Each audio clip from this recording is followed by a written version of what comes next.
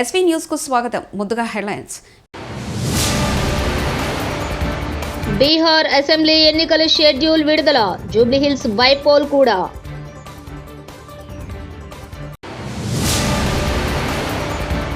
BJP ఎంపీలకు హరీష్ సవాల్.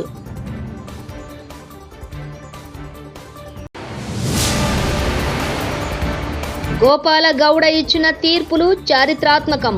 Pawan Kalyan.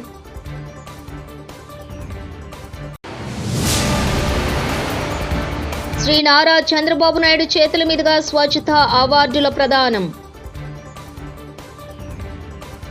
Bihar assembly ఎన్నికల నగారా మోగింది. కేంద్ర ఎన్నికల సంఘం ఇవాళ ఢిల్లీలోని విజ్ఞాన్ భవన్ లో ప్రెస్ మీట్ నిర్వహించి ఎన్నికల వివరాలు వెల్లడించింది.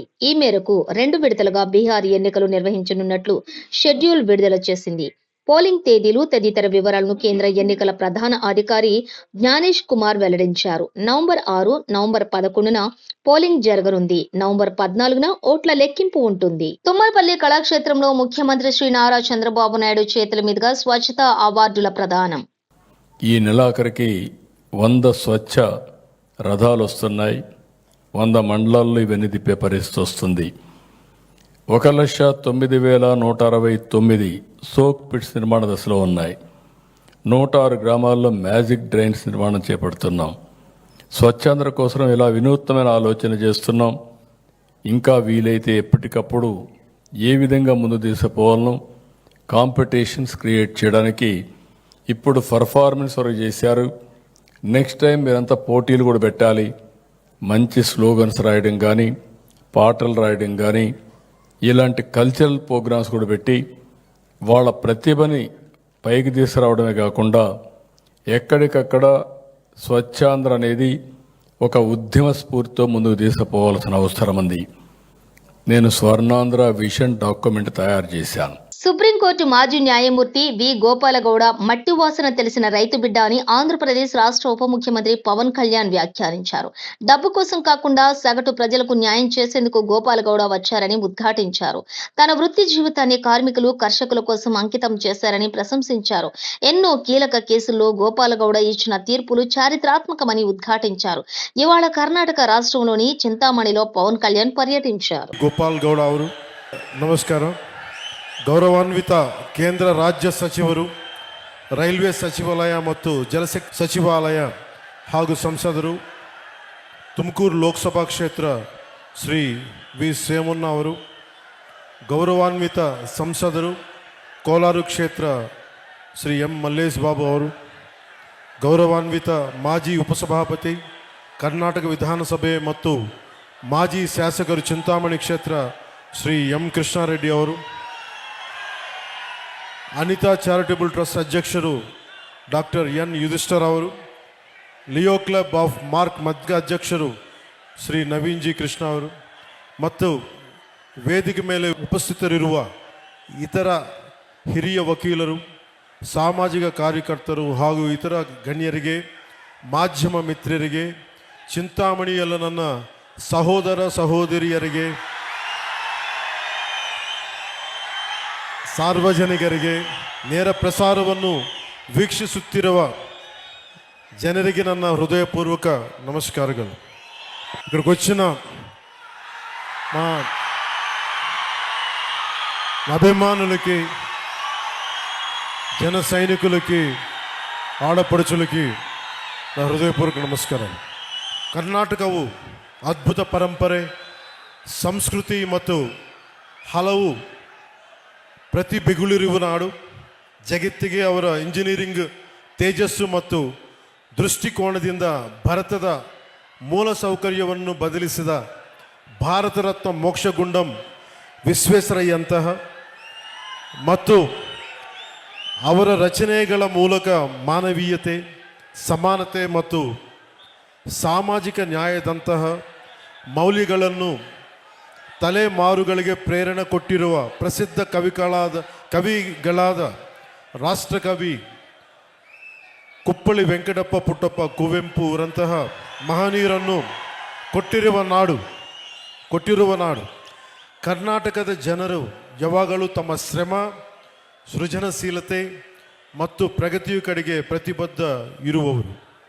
ಈ ಮಹಾನ್ ಭೂಮಿಯ ಮಗನಾದ ಜಸ್ಟಿಸ್ ಗೋಪಾಲ್ ಗೌಡ ಗರುಡರನ್ನು ಸಂಭ್ರಮಿಸುವುದು ಒಂದು ಗೌರವವಾದ ವಿಷಯ.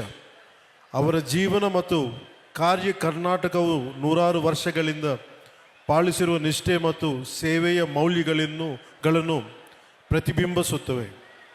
ಗೌರವಾನ್ವಿತ ಜಸ್ಟಿಸ್ ವಿ ಗೋಪಾಲ್ ಗೌಡ ಅವರು 75ನೇ ಜನ್ಮದಿನ ಆಚರಣೆಯ ಈ ವಿಶೇಷ ಸಮಾರಂಭದ ಭಾಗವಾಗಿರುವುದು ನನಗೆ ಅಪಾರ ಸಂತೋಷ ಮತ್ತು ಗೌರವವಾದ ಭಾವನೆಯನ್ನು ನೀಡುತ್ತದೆ. ಅವರು ಭಾರತೀಯ ನ್ಯಾಯ ವ್ಯವಸ್ಥೆಯಲ್ಲಿ ಬಹು ಗೌರವನೀಯ ವ್ಯಕ್ತಿತ್ವಗಳಲ್ಲಿ ಒಬ್ಬರು.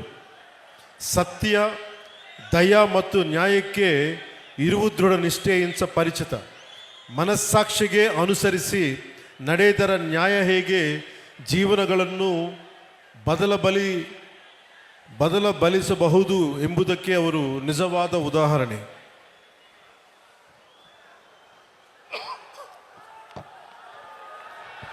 తెలంగాణ బీజేపీ ఎంపీలకు మాజీ మంత్రి హరీష్ రావు సవాల్ విసిరారు.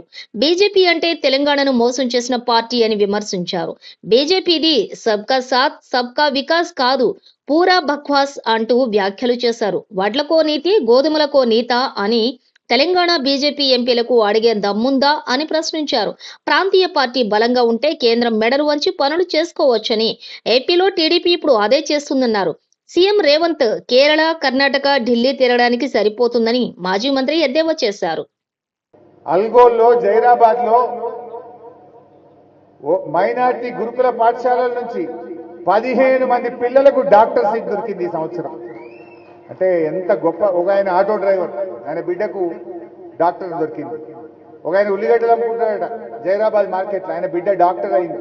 అంటే ఇది కేసీఆర్ పుణ్యం కాదా?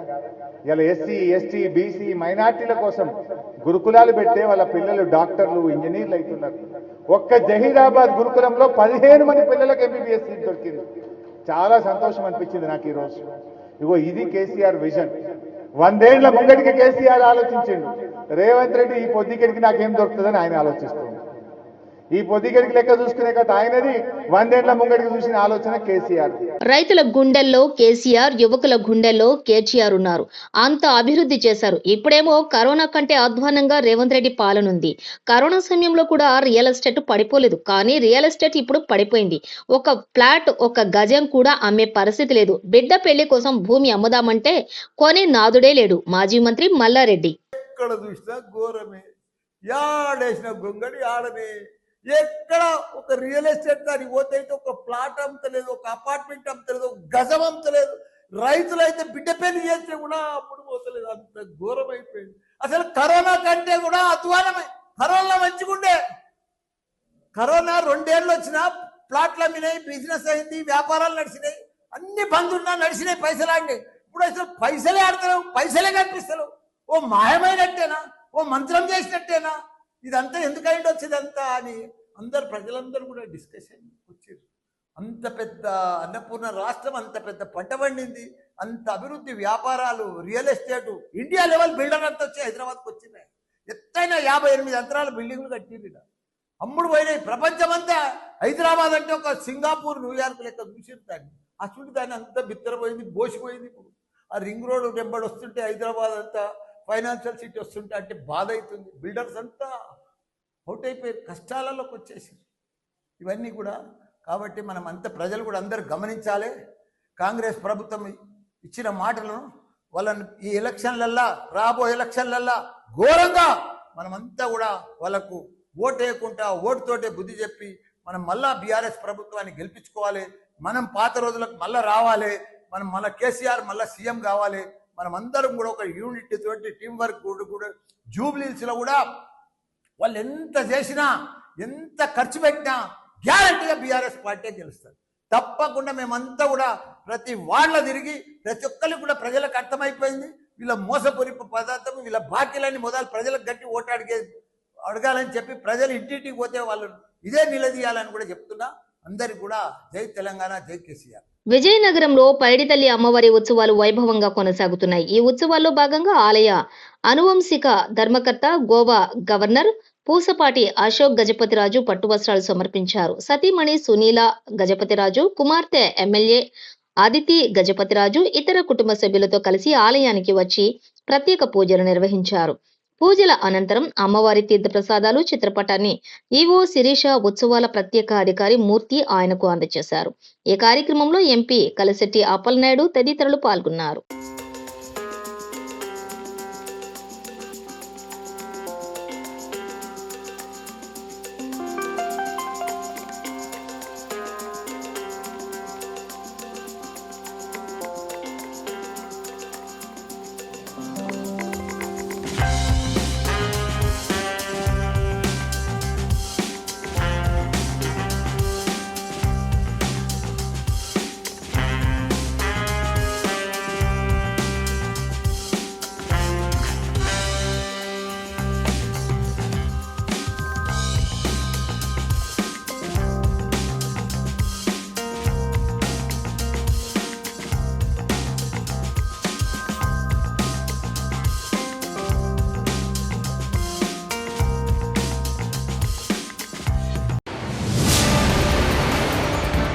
బీహార్ అసెంబ్లీ ఎన్నికల షెడ్యూల్ విడుదల, జూబ్లీహిల్స్ బైపోల్ కూడా.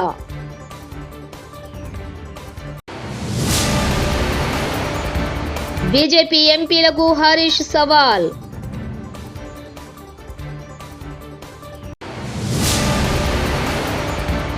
గోపాల గౌడ ఇచ్చిన తీర్పులు చారిత్రాత్మకం, పవన్ కళ్యాణ్.